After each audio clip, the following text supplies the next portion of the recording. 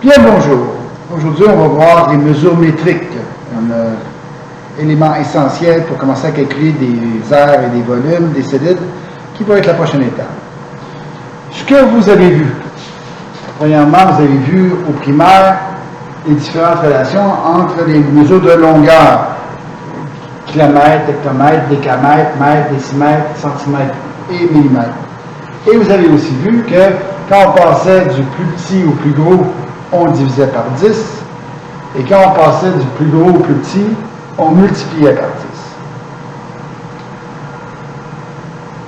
10. Un peu plus tard, en secondaire 2, vous avez vu les relations avec les mesures d'air, okay? Kilomètre carré, hectomètre carré, décamètre carré, centimètre carré, etc., etc., etc. Ici, la relation entre chacun, c'est de fois 100, si on va aller du plus gros au plus petit, ou divisé par 100, si on va aller du plus petit au plus gros. On remarque ici, les exposants de chaque affaire, de chaque mesure, c'est 1, donc il y a 1 0. Ici, exposant 2, 2 0, à chaque fois qu'on fait un saut. Aujourd'hui, on va apprendre les mesures de volume. Donc, même chose que les mesures de longueur et d'air, sauf qu'on met un exposant 3 pour qualifier une mesure de volume. Donc, kilomètre cube, hectomètre cube, décamètre cube, mètre cube, décimètre cube, centimètre cube et millimètre cube. Évidemment, l'exposant 3 implique que chaque fois qu'on fait un saut, si on va du plus petit, du plus grand au plus petit plutôt, c'est fois 1000. Si on va du plus petit au plus grand, on divise par 1000.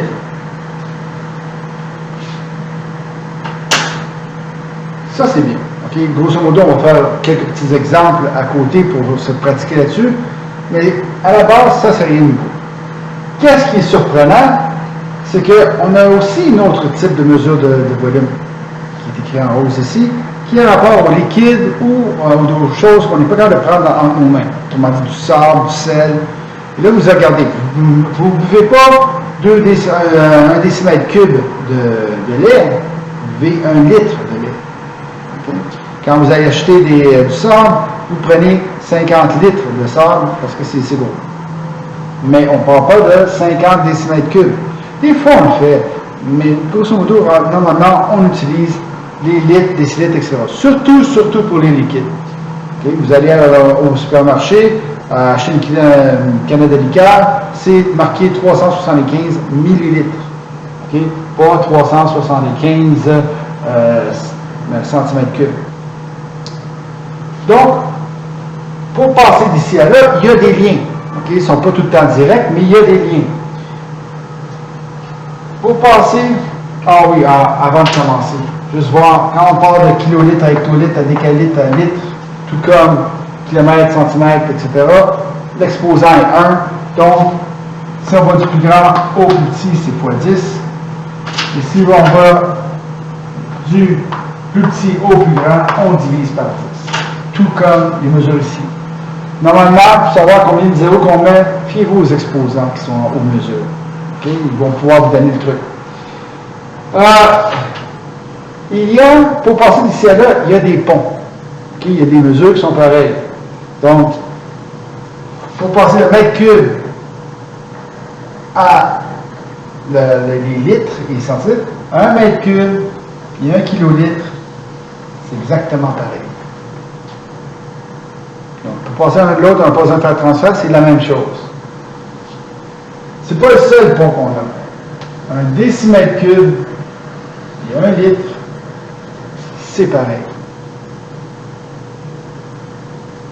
Et finalement, un centimètre cube et 1 millilitre,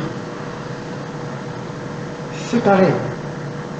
Donc, tu as 3 ponts pour accéder ici.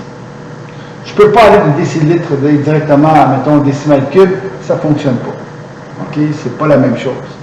Mais par contre, je peux aller de millilitres à centimètre cube, ça c'est pareil. De litres, décimètre cube, exactement pareil. Mètre cube et kilolitre, même chose. Vous pouvez voir comment ça s'applique dans des exercices.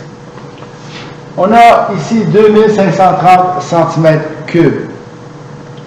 on veut changer en mètres cubes. Qu'est-ce qu'on voit ici? Centimètres cubes en mètres cubes, on divise par 1000 et on divise encore une fois par 1000. Donc, si on divise 2 fois par 1000, ça va donner 0,00253 mètres cubes. Quand je dis on divise 2 fois par 1000, on ne fait pas diviser par 2000. Okay? C'est divisé par 1000 égale et on redivise par 1000. L'équivalent, c'est divisé par 1 million. Okay? C'est 1000 fois 1000 en réalité. Ou 1000 au carré, c'est la même chose. Okay? Donc, quand je dis 2 fois, c'est pas 2 fois 1000, c'est vraiment 1000 divisé par 1000 encore.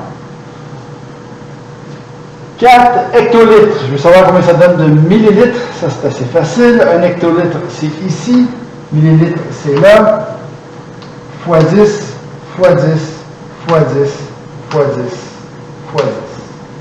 Donc, si je compte 10, 100, 1000, 10 000, 100 000. Donc, 4 fois 100 000. Ça va donner 400 000.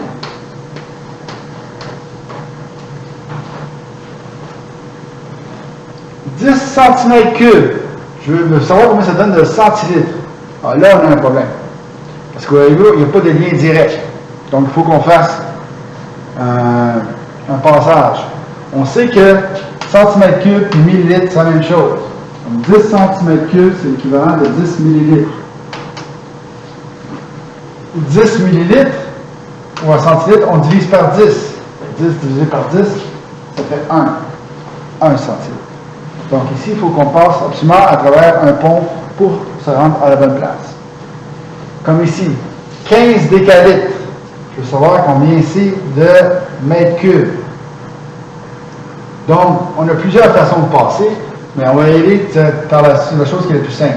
15 décalitres, si on va aller en kilolitres, il faut que je divise par 10, ça fait 1,5, et diviser encore par 10, ça va donner 0,15. Donc 0,15 kilolitres. Et on sait qu'un kilolitre, c'est la même chose qu'un mètre cube, donc 0,15 mètres cubes. Les mesures métriques, on y va tranquillement pas vite, on n'essaie pas de sauter les étapes, ça se fait facilement. Ça se fait facilement avec une calculatrice, ça se fait facilement même à la tête, mais si on commence à essayer de trouver les étapes, on va directement un à l'autre, ça ne fonctionne pas. Quand il y a eu des questions comme dire comment on fait pour arriver de décimètre cube à décimètre carré, c'est impossible. Mais absolument, ça, c'est quand on fait les mesures manquantes. Là, à ce moment-là, qu'on a des formules d'air et de volume, on peut travailler un peu avec ça. Mais aller directement dire, monsieur, j'ai 150 décimètres cubes, ça me donne combien de décimètres carrés ou combien de décamètres? C'est impossible. On ne peut pas le faire. Le seul temps où on sera capable de changer de ligne pour aller d'un à l'autre, c'est ici, quand on parle de volume. Bon, sur ça, j'espère que ça vous a éclairé. Essayez de faire des exercices pour pratiquer, parce que ça vous en aura besoin. Et on se revoit pour la prochaine fois. Au revoir.